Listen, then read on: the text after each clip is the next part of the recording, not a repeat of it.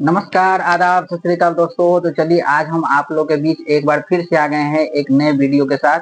और उम्मीद कर रहे हैं कि आप लोग को जो भी वीडियो हमारे द्वारा प्रोवाइड किया जा रहा है वो आप लोग के लिए बेनिफिशियल हो रहा है, चाहे वो जेई का एग्जाम हो, चाहे नीट का एग्जाम हो, एनडीए वाले का एग्जाम हो, चाहे बोर्ड का एग्जाम हो। ठीक है, आप लोग को वो बहुत ज्यादा यूजफुल होने वाला है।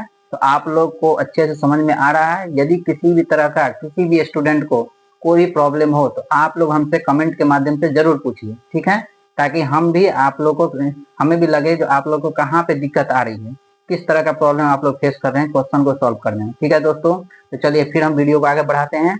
हम लोग पढ़ रहे थे राउल्स लॉ। ठीक है, राउल्स लॉ में हम लोगों ने हमने क्या किया था, बहुत सारा एग्जाम्पल किया था, क्वेश्चन का प्रैक्टिस किया था। उसी क्वेश्चन के प्रैक्टिस में हमने आप लोगों के लिए एक होमवर्क दिया हुआ था। ठीक है, उम्मीद कर रहे हैं जो आप लोग होमवर्क किए होंगे और होमवर्क करके कमेंट करके हमें बताए होंगे जिसका आंसर कितना आ रहा है। ठीक है, P nought of benzene and P nought of toluene. चलिए क्वेश्चन देखते क्या है। क्या कर रहा है, बेंजीन और टोल्यूइन का एक सॉल्यूशन बन रहा है। ठीक है, इसमें से एक सॉल्यूट है, एक सॉल्वेंट है, दोनों को डिजोल्व किए तो एक सॉल्यूशन बनाया। क्या कर रहा है, टोटल वेपर प्रेशर सॉल्यूशन का ये इक्वेशन दे रहा है। जो सॉल्यूशन का टोटल वेपर प्रेशर है वो 100 + 60 मोल फ्रैक्शन ऑफ बेंजीन ऐसा है। तो कह रहा है find pure vapour pressure of benzene and toluene, मतलब पी नोड ऑफ बेंजीन और पी नोड ऑफ टोल्यूइन का फाइंड आउट करने के लिए। ठीक है दोस्तों, तो चलिए हम देखते हैं और उम्मीद करें कि आप लोग खुद से किए होंगे ये क्वेश्चन। ठीक है दोस्तों, चलिए तो स्टार्ट करते हैं। देखिए क्या कर रहा है, ये जो है देखिए ये इक्वेशन देखिए, total vapour pressure of solution. तो total vapour pressure of solution क्या होता है, पी ऑफ टोटल, ऐसा कहते हैं। पी ऑफ टोटल क्या लिखेंगे, P node of benzene, P node of benzene mole fraction of benzene plus P node of toluene mole fraction of toluene, ऐसा लिख देंगे। ये लिखते थे ना, total vapour pressure will be equal to sum of their partial pressure, और sum of their partial pressure this one, P node of benzene mole fraction of benzene plus P node of toluene mole fraction of toluene. Clear है दोस्तों, आगे बढ़े। अब एक बात हमें क्या पता है, जो मोल fraction of benzene plus mole fraction of toluene ये किसके बराबर होता है, 1 के बराबर होता है ना। Sum of mole fraction will be 1। ठीक है, तो यहाँ से हम ऐसा लिख सकते हैं, मोल फ्रैक्शन ऑफ बेंजीन या mole fraction of toluene, toluene will be equal to 1 minus mole fraction of benzene. देखिए तो ऐसा लिख सकते हैं, mole fraction, sum of mole fraction is 1, तो mole fraction of toluene equal to 1 minus mole fraction of benzene. चलिए लिख देते हैं। तो यहाँ से हम क्या कहेंगे, P T will be equal to क्या आ जाएगा, P node of benzene mole fraction of benzene plus, यहाँ देखिए पी नोड टी, और मोल फ्रैक्शन ऑफ टोल्यूइन को हम ऐसा लिख सकते हैं 1 minus mole fraction of benzene. देखिए तो ऐसा लिख देंगे, लिखेंगे ना। अब क्या करते हैं, इसको हम एक्सपेंड कर देते हैं। एक्सपेंड करने का मतलब हो गया P node T of tol, P T बराबर total vapour pressure will be equals to P node of benzene mole fraction of benzene plus P node T minus P node T mole fraction of benzene. अब देखिए जरा, मोल fraction of benzene यहाँ भी है, मोल fraction of benzene इधर भी है। इस दोनों टर्म को यदि हम एक जगह ला लें तो ऐसा लिख सकते हैं, P T will be equals to, P T will be equals to क्या लिखेंगे बताइए जरा, पी नोड टी प्लस, यहाँ से मोल फ्रैक्शन ऑफ बेंजीन कॉमन ले लें, कॉमन ले लिए, इससे हम क्या लिखेंगे, P node of benzene minus P node of toluene. Clear है, ये जो है इक्वेशन फर्स्ट, इसको हम इक्वेशन फर्स्ट मान लिया आप लोगों के समझने के हिसाब से, जो आप लोगों को समझने में दिक्कत ना हो। अब देखिए ये जो इक्वेशन है, ये यही इक्वेशन तो है, पी टी बराबर P node T plus 60 X B, मतलब एक्स बी इंटू दिस। तो यदि हम इक्वेशन को, दोनों इक्वेशन को यदि हम देखिए, दोनों इक्वेशन को कंपेयर करें, ये इक्वेशन को इस इक्वेशन से कंपेयर करें, तो P T node, P nought of T कितना आ रहा है, किसके बराबर है, 100 mmHg का बराबर है। ठीक है दोस्तों, पी नोड ऑफ टी किसके बराबर हो जाएगा, 100 mmHg। अब बताइए यहाँ पे मोल फ्रैक्शन ऑफ बेंजीन यहाँ है, और ये जो टर्म है, ये जो टर्म है, ये टर्म किसके बराबर है, 60 के बराबर है। तो इसको हम ऐसा लिख देंगे, P nought of benzene P node of benzene minus P node of toluene will be equals to 60। मेरे पास P node T तो आ चुका है, इसको इस साइड रख दिए, तो P node of benzene किसके बराबर होगा 60 plus P node of toluene, मतलब कितना 60 प्लस 100, ये कितना आ गया 160 mm मरकरी, इसके बराबर। देखे तो दोस्तों आंसर आ रहा था, यहाँ पे पी नोट टोल्विन कितना आ गया 100 mmHg और पी नोट बेंजीन कितना आ गया 160 mmHg। सभी का आंसर आ रहा था, सभी का आंसर आ रहा था ना। नोट करेंगे, नोट करिए जरा, कर लिए, चलिए आगे बढ़े। अच्छे से नोट करेंगे, जिसका आंसर आ गया था यस लिख के कमेंट करेंगे यस, ठीक है। चलिए अब देखिए, अब जो हम लोग स्टार्ट करेंगे यहाँ तक रॉल्स लॉ में, अब किसी को यदि किसी भी तरह का कोई प्रॉब्लम होगा, किसी को किसी भी तरह का कोई प्रॉब्लम होगा तो वो हमें कमेंट के माध्यम से पूछ सकते हैं, कमेंट के माध्यम से पूछेंगे जब किसी को किसी भी तरह का प्रॉब्लम है तो। अब हम क्या करते हैं, रॉल्स लॉ को देखते हैं, रॉल्स लॉ को देख चुके हैं, अब हम चैप्टर को थोड़ा आगे बढ़ाते हैं, टॉपिक को आगे बढ़ाते हैं, और टॉपिक को आगे बढ़ा करके हेडिंग लगाते हैं ideal solution. Ideal solution, ideal solution क्या है, आइडियल सॉल्यूशन क्या है, आइडियल सॉल्यूशन बताइए जरा। आइडियल सॉल्यूशन, किसी को कोई आइडिया आइडियल सॉल्यूशन का? चलिए देखते हैं। देखिए, an ideal solution, an ideal solution is one in which ideal solution is one in which the molecules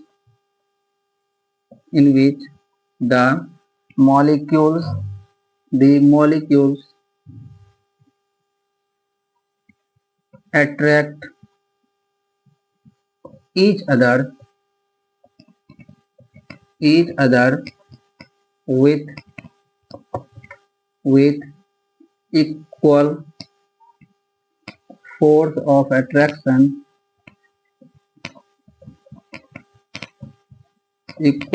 of attraction irrespective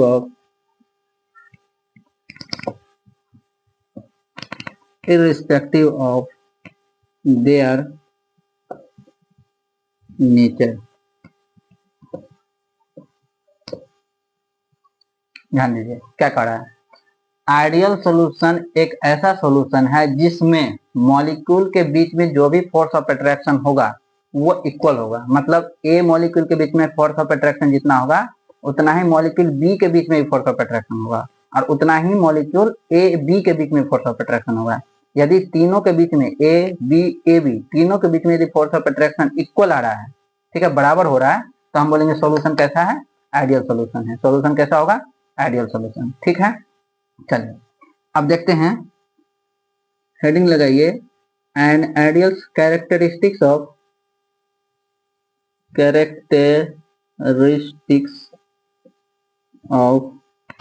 ideal solution. अच्छे समझिएगा, कैरेक्टरिस्टिक्स ऑफ आइडियल सॉल्यूशन। आज के बाद उम्मीद कर रहे हैं दोस्तों, यदि आप मेरा लेक्चर देख रहे हैं तो कहीं से भटकने की जरूरत नहीं है, आइडियल सॉल्यूशन आपको कंप्लीटली यहाँ से समझ में आने वाला है, जो आइडियल सॉल्यूशन क्या है, ठीक है। ये कैरेक्टरिस्टिक्स के बेसिस पे एक एक कैरेक्टरिस्टिक देखेंगे, बहुत अच्छे से देखेंगे, डिटेल्स में देखेंगे, ठीक है। तो चलिए, कैरेक्टरिस्टिक्स नंबर फर्स्ट क्या है, कैरेक्टरिस्टिक्स नंबर फर्स्ट लिखे, ऐसा लिख सकते हैं, वॉल्यूम चेंज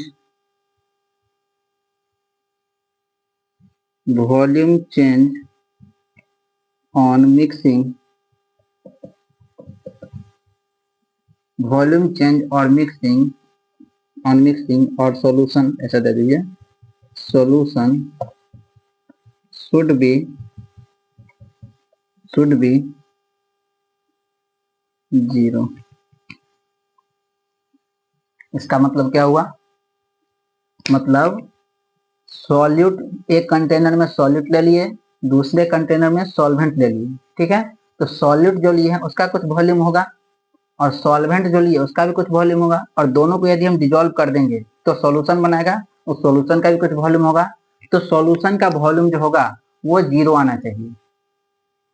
ठीक है, चेंज इन वॉल्यूम जो है डेल्टा भी जो है मिक्सिंग का, वो कितना आना चाहिए, 0 आना चाहिए। चलिए देखते हैं इसको क्या कहा है, इसको देखते हैं क्या कह रहा है। इसको ऊपर रफ कर देना, रफ कर दें, अच्छे से देखेंगे।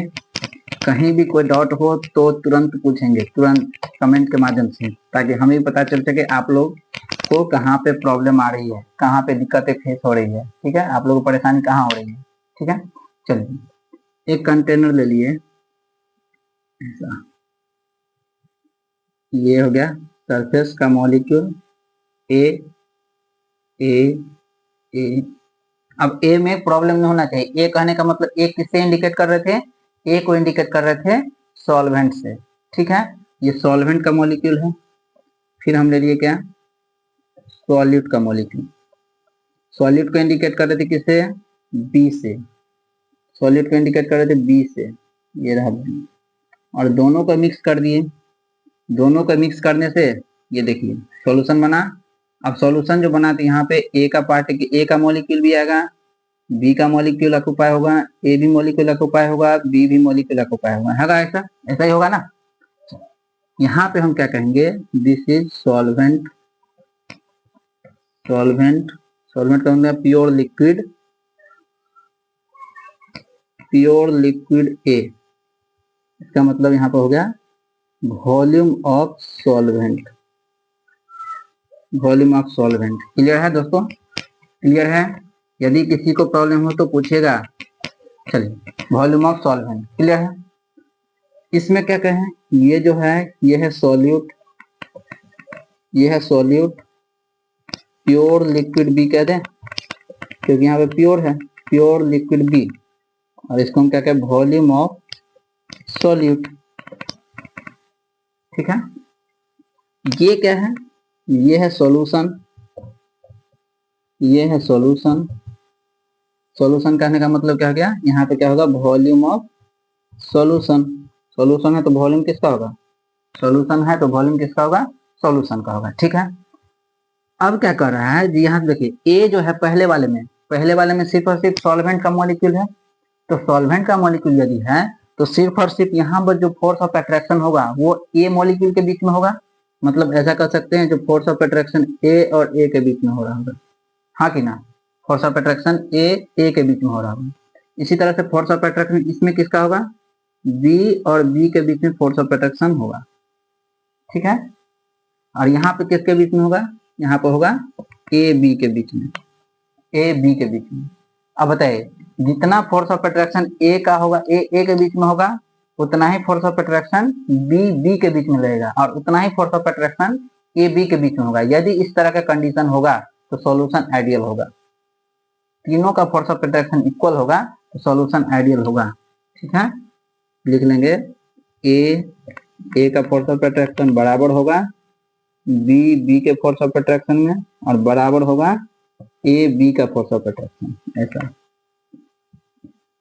ऐसा force of attraction between A equals to force of attraction between B equals to force of attraction between A B. Clear है।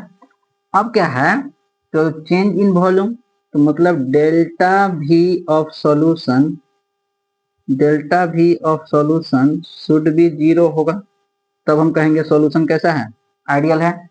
डेल्टा वी ऑफ सॉल्यूशन 0 होना चाहिए तब हम कहेंगे सॉल्यूशन आइडियल है। ये कब होगा, जब volume of solute plus volume of solvent बराबर किसके होगा, वॉल्यूम ऑफ सॉल्यूशन के। देखिए जरा, volume of solute will be equals to volume of solute plus volume of solvent will be equals to volume of solution. इस तरह का condition यदि आ गया मतलब डेल्टा भी change in volume of solution 0 हो जाएगा। और यदि ये कंडीशन आ गया तो सॉल्यूशन कैसा हो गया, आइडियल सॉल्यूशन हो गया। क्लियर है दोस्तों। तो फर्स्ट कैरेक्टरिस्टिक्स आप लोग को अच्छे से समझ में आ रहा है, अच्छे समझ में आ गया। चलिए नोट करिए जरा, नोट करेंगे, नोट कर लिए। अब सेकेंड कैरेक्टरिस्टिक देखते हैं। अब बताइए यहाँ पे जो फोर्स ऑफ अट्रैक्शन लग रहा है तो फोर्स ऑफ अट्रैक्शन जब लग रहा होगा तो इस समय में कुछ हीट एब्जॉर्ब हो रहा होगा या कुछ हीट रिलीज हो रहा होगा, हाँ कि ना, हो रहा होगा। तो सेकेंड कैरेक्टरिस्टिक नोट करेंगे, सेकेंड कैरेक्टरिस्टिक नोट करेंगे, heat change, heat change on mixing, on mixing should be zero, should be zero, heat change on mixing should be zero. मतलब सॉल्यूशन का, सॉल्यूशन जब बन गया तो उस समय जो हीट चेंज होगा, हीट चेंज, हीट हम इंडिकेट करते किससे, हीट को इंडिकेट करते हैं इंथैल्पी एच से, चेंज है मतलब delta H of mixing, delta H of mixing should be zero, delta H of mixing should be zero. ये कंडीशन होगा तो सॉल्यूशन आइडियल होगा। ये सॉल्यूशन का ये कंडीशन कब होगा, जब ऐसा कर सकते हैं जो रिएक्शन हुआ उस रिएक्शन में ना तो हीट एब्जॉर्ब किया ना ही हीट रिलीज किया, या जितना हीट एब्जॉर्ब किया उतना ही हीट रिलीज कर दिया, तब जाकर के हम कहेंगे डेल्टा एच मिक्सिंग का जीरो हो गया। मतलब हम कह सकते हैं heat, heat heat can not be, ऐसा लिख सकते हैं, क्या लिखें, ऐसा लिखें, heat is neither absorbed, heat is neither absorbed nor nor nor released, ठीक है, heat is neither absorbed nor release, ना तो हीट एब्जॉर्ब हुआ और ना ही हीट रिलीज हुआ, और इस तरह का कंडीशन हुआ तो डेल्टा एच सॉल्यूशन का कितना हो गया, जीरो हो गया, और डेल्टा एच सॉल्यूशन का जब जीरो हो गया तो सॉल्यूशन कैसा हो गया, आइडियल सॉल्यूशन हो गया। नोट करिए जरा, कैरेक्टरिस्टिक्स नंबर सेकंड नोट करिए, नोट कर लिए। कैरेक्टरिस्टिक्स नंबर थर्ड पे देखते हैं, कैरेक्टरिस्टिक्स नंबर थर्ड, थर्ड क्या कर रहा है, there should be, there should be no chemical reaction, no chemical reaction between, between solute and solvent, there should be no chemical reaction between solute and solvent, solute और solvent के बीच में कोई chemical reaction नहीं होना चाहिए। मतलब ऐसा देखिए, यदि हम कहें सॉल्यूट प्लस सॉल्वेंट, ये क्या बनेगा, सॉल्यूशन बनाना चाहिए। अब बताइए यदि ये केमिकल रिएक्शन कर लेगा तो सॉल्यूशन बनाएगा, केमिकल रिएक्शन कर लेगा तो सॉल्यूशन बनाएगा, नहीं बनाएगा। यदि सॉल्यूशन बनना है तो केमिकल रिएक्शन नहीं होगा, और केमिकल रिएक्शन यदि नहीं होगा तो आइडियल सॉल्यूशन हो सकता है। जैसे हम कहें, एग्जांपल देखिए, एग्जांपल देखिए, जो वाटर का, जैसे हम कहें H2O, वाटर का रिएक्शन करा दिए हम अमोनिया से, वाटर का रिएक्शन करा दिए अमोनिया से, जब वाटर का रिएक्शन अमोनिया से हुआ तो यहाँ पर क्या बना लिया, ये बना लिया ammonium hydroxide NH4OH, ammonium hydroxide. यहाँ पर रिएक्शन तो हो गया, यदि ये रिएक्शन कंप्लीट हो गया तो इसका मतलब सॉल्यूशन कैसा हो गया है, नॉन आइडियल होना चाहिए ना, नॉन आइडियल हो गया। और जैसे रिएक्शन देख लीजिए, जैसे हम कहें H2O का रिएक्शन कार्बन डाइऑक्साइड से करवा दिए, यहाँ पर क्या बना लिया H2CO3 carbonic acid, H2CO3 carbonic acid बनाया। फिर देखिए जैसे हम कहें H2O का रिएक्शन हम कैल्शियम ऑक्साइड से करवा दिए, क्या बनाएगा, कैल्शियम हाइड्रोक्साइड, कैल्शियम हाइड्रोक्साइड। ये सारे का सारा क्या है, सभी का सभी क्या है, non ideal, non ideal solution है। ये सभी का सभी क्या है, नॉन आइडियल सॉल्यूशन है, ये सभी का सभी नॉन आइडियल है, क्योंकि ये केमिकल रिएक्शन कंप्लीट कर चुका है। यदि केमिकल रिएक्शन नहीं होता तो कह सकते थे आइडियल सॉल्यूशन है, केमिकल रिएक्शन हो गया मतलब सॉल्यूशन बना ही नहीं, नॉन आइडियल सॉल्यूशन हो गया। ठीक है दोस्तों, नोट करिए,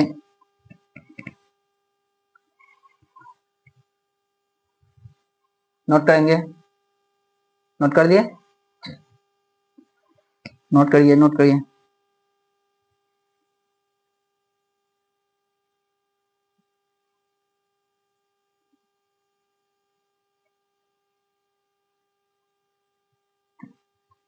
ओके, नेक्स्ट कैरेक्टरिस्टिक्स नंबर कितना हो गया, 3 हो गया ना।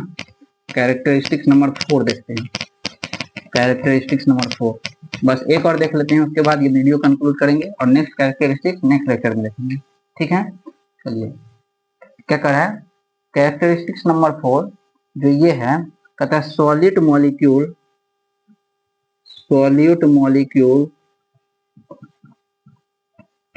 देखिए, solid molecule should not dissociate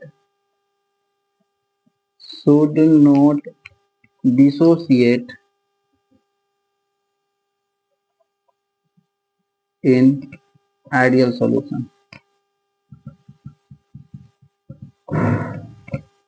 ठीक है, आइडियल सॉल्यूशन में यदि कोई सॉलिड मॉलिक्यूल रख दिए, मान लेते हैं हमें पता नहीं है आइडियल सॉल्यूशन है कि नॉन आइडियल सॉल्यूशन है, ठीक है, उसमें हम क्या कर दिए, कोई सॉलिड का पार्टिकल रख दिए, यदि सॉलिड का पार्टिकल डिसोसिएट कर गया तो नॉन आइडियल हो गया, यदि सॉलिड पार्टिकल डिसोसिएट नहीं किया तो आइडियल सॉल्यूशन होगा। जैसे एग्जांपल देखिए, जैसे एग्जांपल है, बेस्ट एग्जांपल आप लोगों का NaCl एक्वस मीडियम में ले लेते हैं। ठीक है, अब NaCl जो है ये एक्वस मीडियम में जैसे हम रखेंगे तो ये क्या बना लेगा, ये बना लेगा sodium ion plus chloride ion, Na+Cl-, ऐसा, ये तो डिसोसिएट कर गया। जैसे हम कहें H2SO4, इसको जब हम एक्वस सॉल्यूशन में रखें तो ये H+ और SO4 2- बैलेंस कर दीजिए, 2H+ प्लस SO4 2-। अब देखिए दोनों का दोनों जो सॉलिड पार्टिकल है यदि हम एक्वस मीडियम में रखें तो ये डिसोसिएट कर गया, ये Na+ में Cl- में टूट गया, ये H+ और SO4 2- में टूट गया। इसका मतलब ये कैसा सॉल्यूशन होगा, ये सॉल्यूशन कैसा हो जाएगा, नॉन आइडियल सॉल्यूशन हो जाएगा, नॉन आइडियल सॉल्यूशन हो जाएगा, नॉन आइडियल सॉल्यूशन हो जाएगा। क्लियर है दोस्तों, क्लियर है, नोट करिए कैरेक्टरिस्टिक्स नंबर 4। ठीक है, नोट कर दिए। तो चलिए हम वीडियो को आज कंक्लूड करते हैं, काफी लंबी वीडियो बन रहा है। ठीक है, इसका सेकंड पार्ट हम देखेंगे अगले लेक्चर में, जो नॉन आइडियल सॉल्यूशन का और क्या क्या सी कैरेक्टरिस्टिक्स हो सकता है। उम्मीद कर रहे हैं कि ये चारों प्रॉपर्टी आपको अच्छे समझ में आएगा, और आप लोग को यदि समझ में आ रहा है तो लाइक करेंगे, कमेंट करेंगे, शेयर करेंगे, और यदि आप चैनल पर नए हैं तो चैनल को सब्सक्राइब जरूर कर लेंगे, बेल आइकन को जरूर दबा लेंगे, ताकि टाइम टू टाइम आपको हमारे वीडियो का नोटिफिकेशन आपको मिलता रहे। जय हिंद दोस्तों, थैंक यू।